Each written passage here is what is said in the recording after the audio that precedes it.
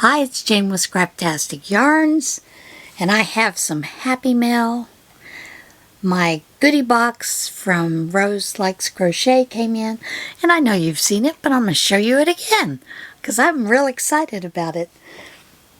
But first off, I'm going to show you the one finished item that I have this week. And that is this Afghan. And it was started quite a while ago, and I'd gotten down to starting the green and the gold. And while I was watching my X and Y movie, I finished this up and got it all done. Just put a half double crochet border and then a double crochet around it, and it's good to go. It is taken from balls that I had, partial skeins, and like I said on my movie and stitch, many times when we get balls at the prayer shawl, a lot of the folks don't like taking the balls. They want full skeins. Well, I lots of times will take the balls because I know it'll make a great little Afghan. So that is it for the finished items. I did start a scarf to go with one of the purple hats I had made, but I haven't got it finished.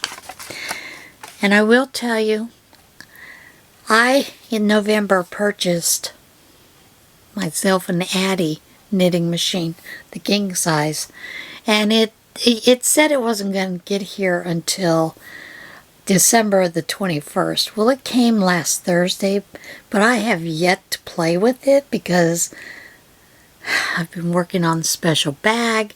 I am going to insert some pictures here of that bag.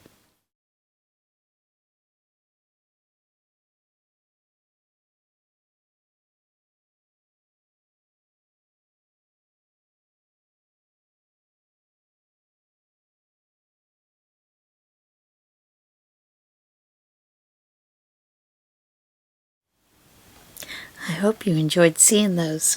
It was a lot of fun to make, and I'm pretty sure the gal that is getting it doesn't watch any of my podcasts, so we're good there. Alright, let's get into some happy mail. Got a couple of cards here, and this one comes from Darla Antonio. That's a hard word to say certain days. Beautiful card. On the inside, she has a card for the Lymphedema Treatment Act. And I am going to leave that link down below for you. It is a serious disease. She is asking with this card to use that email that is listed on this, and I'll give you the link and all that down below, to let your legislator know that insurance needs to cover the cost of maintenance supplies. And they do. I have a friend that has lymphedema as a result of her breast cancer surgery and radiation treatments, and there are a lot of supplies that go along with some of those things. So, yeah. And I also have a friend who has just plain diagnosed with lymphedema.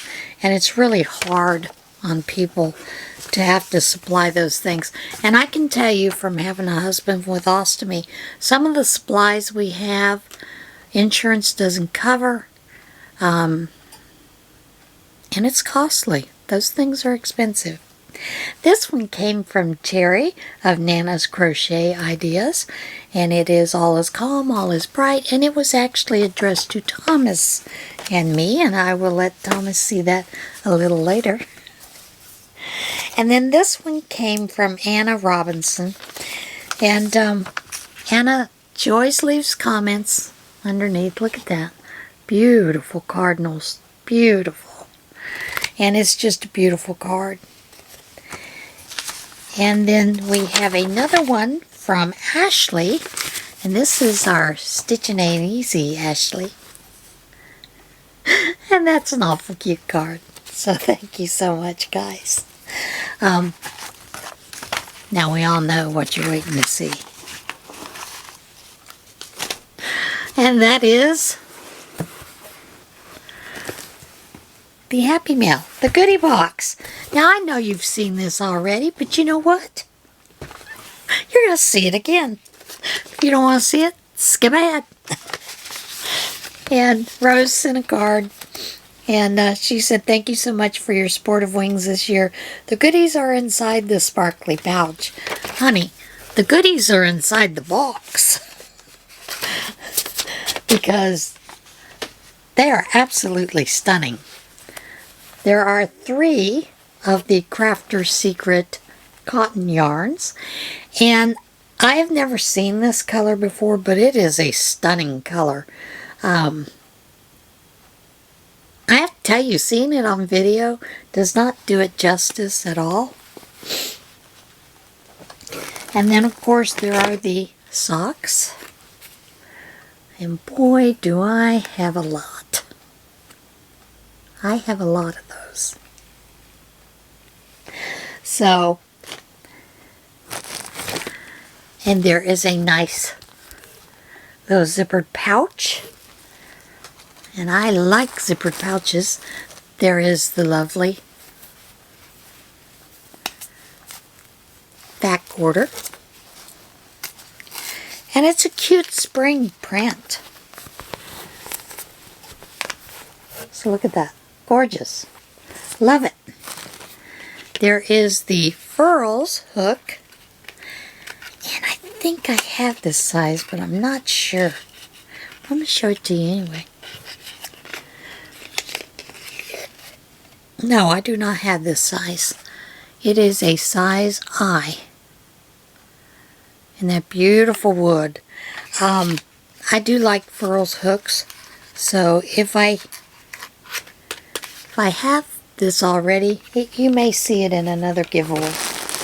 And then there is this beautiful yarn. And I'm thinking, baby's got a baby blanket. Because I have another skein that I think will go with that, which has some other colors. And the zippered pouch with all the goodies.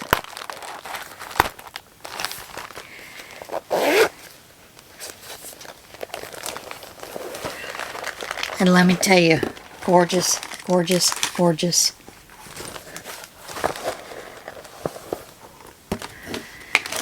This key ring, I mean, it is absolutely beautiful. The angel is in the amethyst, which is my birthstone. So I'm thrilled. And then the pins. You know, I have a couple of project bags those can go on. And then, of course, Crystal included the $100 gift card. Thank you, Crystal, very much. But I got to tell you what I was most excited about. The thumb drive with all those patterns. So I'm looking forward to getting into that, you know. And I'm just really excited about that.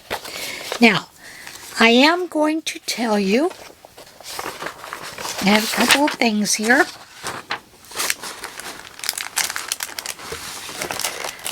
As you know, Connie of Just Another Stitch reached monetization. She finally got her watch hours. So, I am donating a prize, and that prize is this drawstring bag, normal size drawstring bag, and I may throw in a couple other things in with that. So, her monetization and 1-year podiversary party is going to be Sunday, January the 2nd at 3 p.m. Central Standard Time.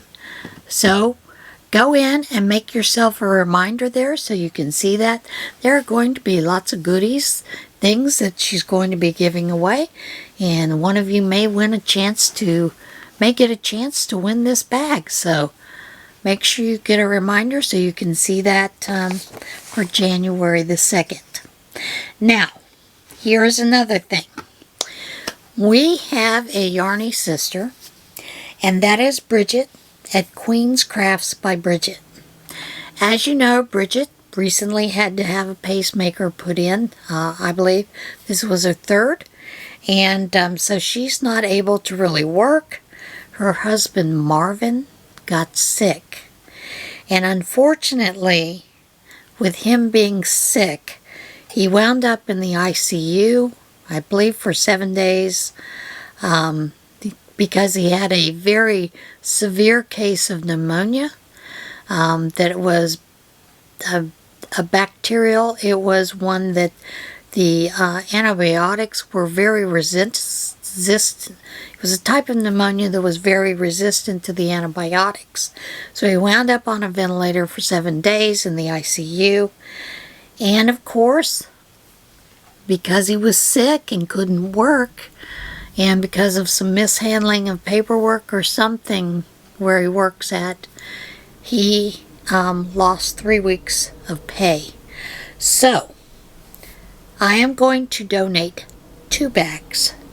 I have not made these bags yet. I will be cutting them later on today, but I am going to be donating 2 bags to Daigo's fundraiser for Bridget. So, once I get those bags done, I will gladly show you, but I'm going to leave some information down below so you can go watch Daigo's video and also sign up for the raffle. Raffle tickets, I believe, are $5 a piece, and I believe the drawing will be January 31st, so you have plenty of time to do that. Okay, that's it for that portion. Now, are you ready for a little what in Tarnation? You know, we think they're kitties, but they're not always a kitty cat. Sometimes there's something else. Farmer? It's not a farmu. Farmer rescues abandoned kittens that turned out to be leopard cubs. Wildlife officials in India said a man who rescued what he thought were a pair of abandoned kitties on his property brought them inside his home and only later discovered they are leopard cubs. Forest Department officials in India, and I'm not even going to try to pronounce this district because I'll butcher it, said the farmer discovered the baby felines in his field and brought them inside because he thought they were abandoned kittens suffering from the recent cold weather. He told the officials that the felines had started to recover from the cold after 3 days inside his house, and he grew a little suspicious when they appeared to be growling instead of meowing. The farmer showed the animals to neighbors who confirmed they were growling and suspected they were actually leopard cubs. He then notifies the local police, who in turn contacted the Forest Department. The department did take custody of the felines and confirmed they were leopard cubs, a male and a female, and they were taken to a rescue center. Oh, that poor man. Could you imagine? The kittens are growling at you instead of meowing. Canadian beach stranded with barge, jokingly rebranded Barge Chilling Beach. On December the 17th, park officials in Vancouver, British Columbia, Canada unveiled a holiday gift to the city. A sign dubbing the beach at which a barge had been stranded for more than a month Barge Chilling Beach. The Vancouver Park Board installed the sign at Sunset Beach, where a barge has been stranded since crashing into the seawall during storms November the 15th. Our little holiday gift to you, Vancouver, the board tweeted, with a photo of the sign. No matter what storms life may send our way, we'll always be here for you. The barge has been in place for over a month, despite multiple attempts to move it. The stranded vessel has now become a tourist attraction at the beach. We've been seeing people kind of having fun, taking pictures, all the messaging out there, and we thought let's add to the fun and bring a little more joy to the season, if you will. Donnie Rosa, General Manager of the Vancouver Board of Parks and Recreation, told CBC News. The name Barge Chilling Beach is a reference to Dude Chilling Park, a joke sign installed at Gulf Park in 2014 after members of the public noticed a sculpture at the park called Reclining Figure resembled a lounging man. The joke sign was later stolen, but the park board has replaced it with an official one. Vancouverites have a unique sense of humor. We like to take these things and just run with them, Rosa said. Speaking of running, I wonder how these people ran off with this. Ohio police searching for stolen 58-foot bridge. Yes, someone stole a bridge. Police in Ohio said they are on the hunt for an unusual piece of stolen property, an entire 58-foot pedestrian bridge. The Akron Police Department said the bridge formerly served as a pedestrian walkway along the Little Cuyahoga River in Middlebury Run Park, but it was moved to an open field as part of a wetlands restoration project. Police said the city had planned to repurpose the bridge in a new location, but they recently discovered the 40,000 bridge had been stolen from its temporary home. Investigators said they believe the bridge was disassembled and taken from the field, piece by piece. The bridge is almost all polymer, I'm told, and really just connected by some bolts. So if you have any equipment, sockets, or anything of that nature, it wouldn't have been very difficult at all to start the process of disassembling that. Akron Police Lieutenant Mike Miller told WJW-TV. Police said the bridge has little recycling value, so they suspect it was taken by someone who intends to use it.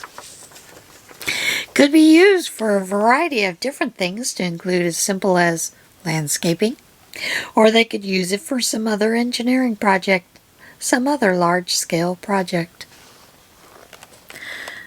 So if you're somebody's farm, you happen to notice they have a new bridge on their creek, it may very well be a stolen bridge.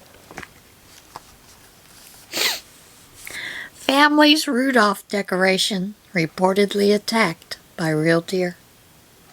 A British Columbia woman said the red-nosed Rudolph decoration has proven to be an irresistible target for aggressive local deer, despite its incandescent snout. Arlene Chmelik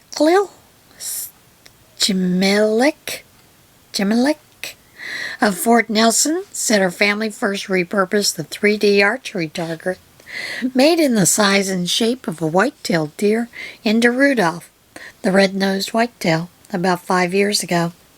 And they quickly discovered local deer apparently couldn't tell the difference.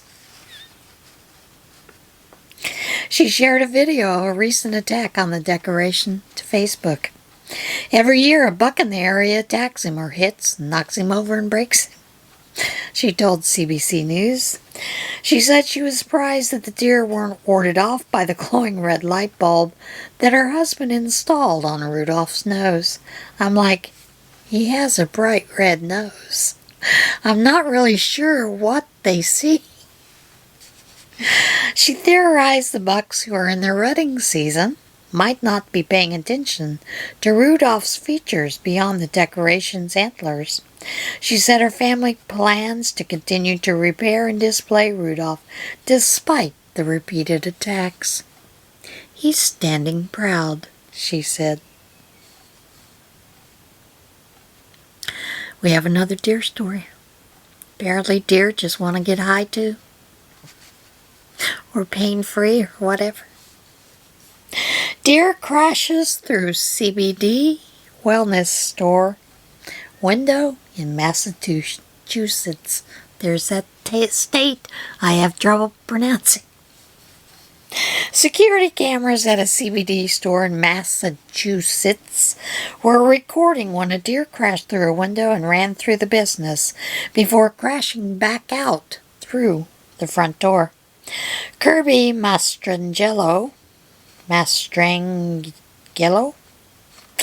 owner of Empire CBD Health and Wellness Store in Amesbury, said she received a call from the Amesbury police.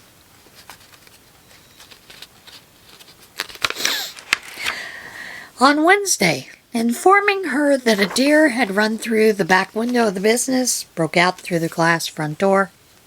She said, "I thought it was a prank call. I thought maybe it was a radio show or something.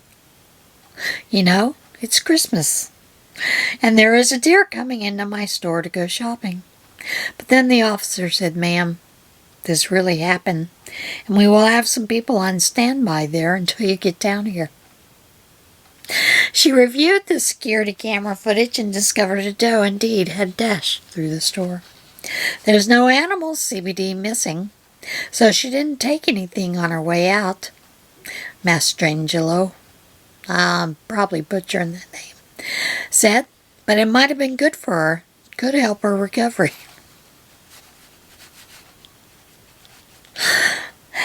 Police said the deer was seen running down a nearby street after escaping from the store.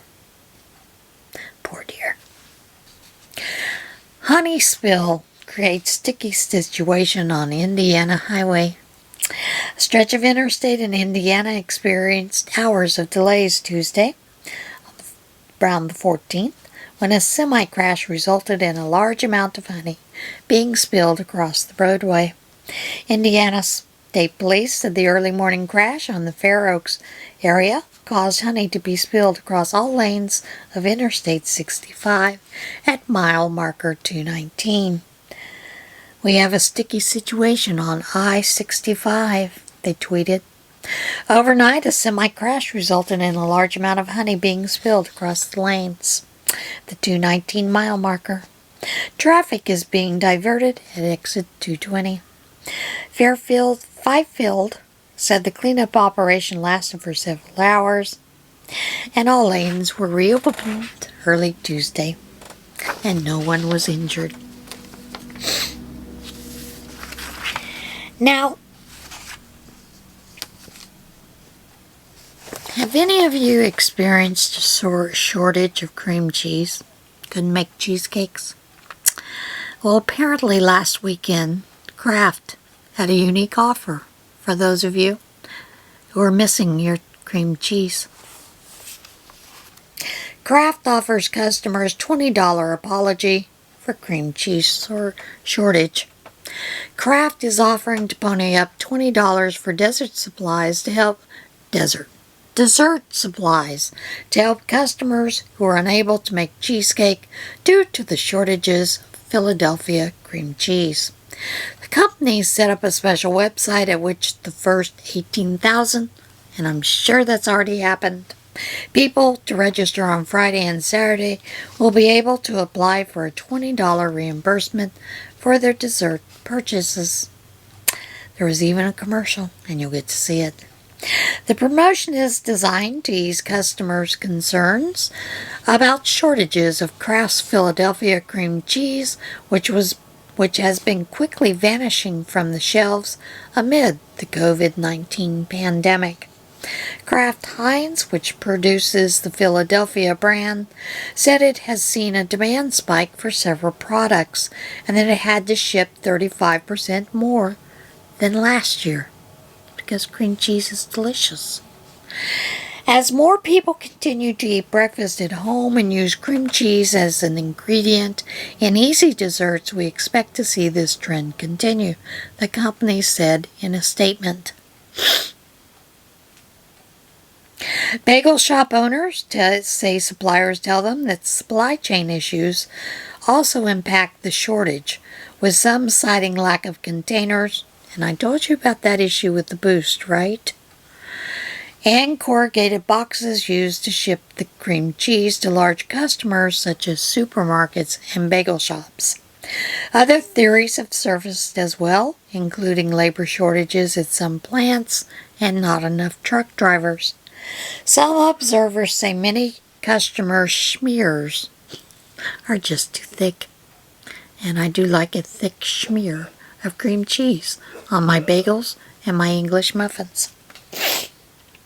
And in Lowville, New York, a village with 3,000 residents not far from the Canadian border, the Board of Trustees limited water use to one of the nation's largest cream cheese plants. What? Which is operated by Kraft Heinz. That reduction, combined with the peak season for juniors, the cheesecake magnet, likely added to supply pressures, industry observers said. Basek Oges, Philadelphia marketing director, said Kraft is working to offset the national shortages, taking measures that include scaling back on some products so it can produce more cream cheese. Less ketchup, more cream cheese, please. We're investing millions of dollars on Philadelphia's cream cheese, Oges told CNN. Come on now, cream cheese. And you limit the water supply? What are you thinking? Alright, that's it for today's podcast. And the container issue is a big issue because most of our containers come from China. And we all know the boats are stuck in the water, and slow boat from China used to be a joke, but now it's a real thing. Containers, they don't have sanitary containers. They don't have the containers available to put those things in. So maybe someone in the U.S., maybe the Heinz family, you know, John Kerry and his wife could invest in starting a container company. Yeah, they got a couple of billion, right? They can do that too. Alright guys, I'll see you again soon. Everybody have a great day. And remember, choose kindness.